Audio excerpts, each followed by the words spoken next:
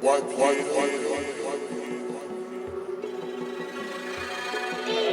it all, Phoenix born by the fire. Burn it all, vendetta coming with fire. Okay, my name is Sasha. My stage name is Sasha Mello, and I am a creative from Brooklyn, New York. Born and raised. I am a New York girl through and through. I love the countryside, but city girl all the way. And I bring that city girl attitude with me everywhere.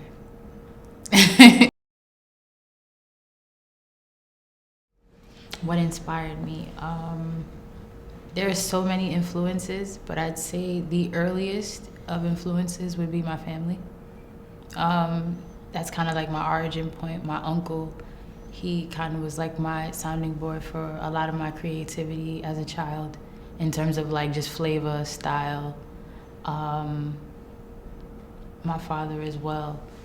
But the way I walk, you know, the way I talk, that's Brooklyn, you know, too. At the end of the day, growing up, New York City, public school educated, they definitely leave their mark and their imprint on who I am as a person in terms of my creativity as well. Because if it wasn't for the arts, I wouldn't really have had the ability to even find that creativity, you know, discover that. So, you know, fund the arts programs, guys, and bring that back, because it definitely saved my life.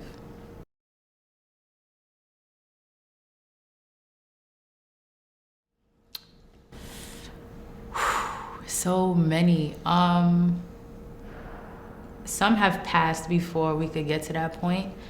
But I would love to collab with Drake, definitely. The Weeknd, Party Next Door, JayZ. If I got a JayZ verse or even a JayZ hook, that would be enough for me, honestly. J. Cole too, definitely. I feel like me and J. Cole could really drop some heat together. I'd say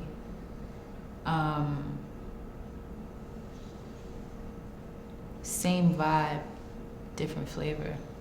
That's the best way I could put it without, you know, dragging it.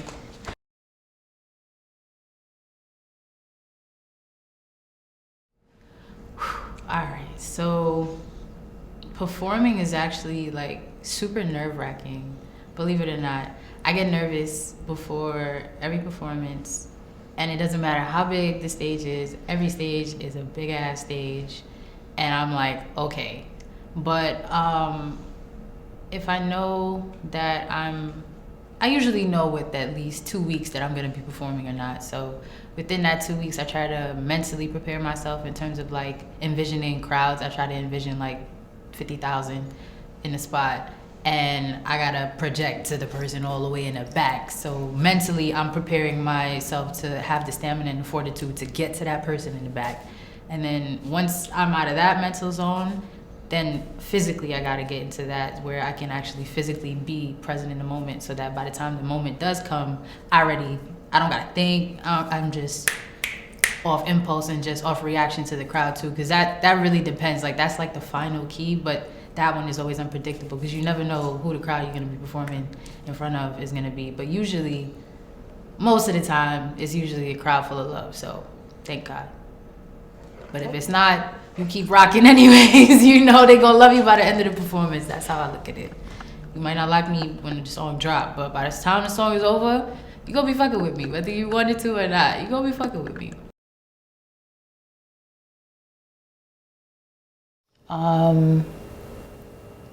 Usually in the moment, what I'm feeling, like the first emotion that comes to me, it's either like, wow, oh dang, they know the words, or oh, like people dancing with me, or I like this crowd. I wish I could see this crowd again. Like, gotta figure out how to tap in with them. Usually it's something reactionary of what the crowd does, because it's always the one thing I can never prepare for. So that's usually the number one thing. Like after it happens, it's like, oh, I didn't see that one coming, but dang, that was lit, you know?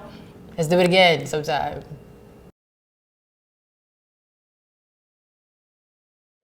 Hidden messages and meanings. I won't say hidden because it's in plain sight. So, but I do try to be clever. Like, I do try to think of something and like the most clever way to say it. That's usually my challenge as a creator. Like, how can I say that but more clever? Or how can I phrase that but make it better? Make it sound like, that might have been a cliche phrase, but super clever in the way that you delivered it. Like, that's usually like my goal, to be as clever as possible.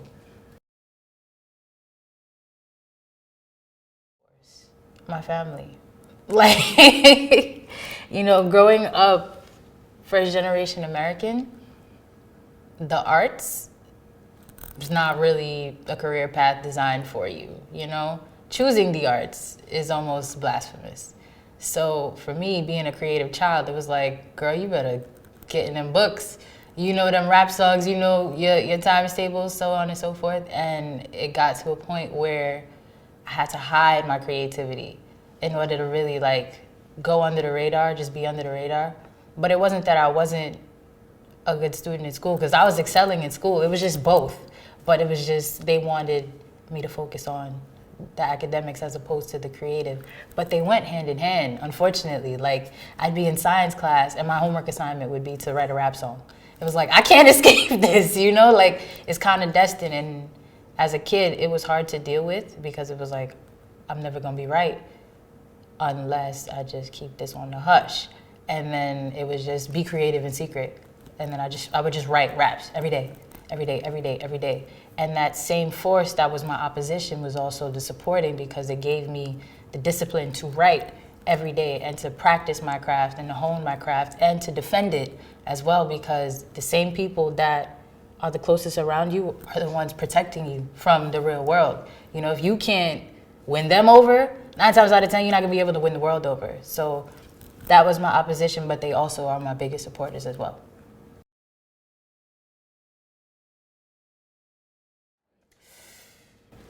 Everybody's expected me to say it.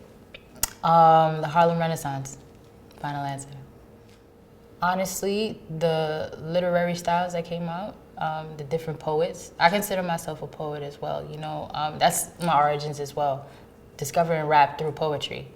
You know, just from Langston Hughes, and then the different Duke Ellington, and then the way jazz music came out from that, and just the vibe overall, and then it being New York at the same time is just, if I could be a fly on the wall, it'd be in the Harlem Renaissance, just to soak up the vibe, the creativity, the energy, the cohesiveness, the collective, the group economics, you know? Just overall, like the things that we didn't really discuss, you know, when we just talk about the literary works that came out of it, or the artistic works that came out of it. But there was group economics involved. There was cohesion. There was a unified movement and a collective understanding that I would love to recreate in some fashion, or be a fly on the wall for, you know, just to soak it up and just say, I was there, I learned something. You know, but also be able to give value to, because it's one thing to get, but you also gotta give back. But the problem with giving back, I find, like, you can't ever really pay back the teacher. You can only become the teacher, you know? Like, the teacher already knows. You gotta teach somebody else as a way to actually pay them back, you know, by paying it forward. So, somebody work on that time machine so I can do what I gotta do.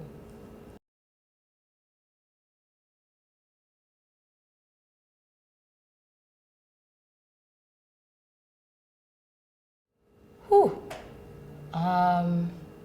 Probably Langston. Just to really pick his brain, just the way that he formulated his thoughts. And those were raw emotions too. But we look at it as just literary work of art. But those were raw emotions. My number one question would probably be, how were you able to encapsulate that raw emotion into those stanzas, you know, and just leave it there? Because that's not easy, you know. It is important to live your truth, because if you don't, no one else will be able to authentically do it for you. If not you, then who? The ones ahead, I know they chose me. That's why I'ma be that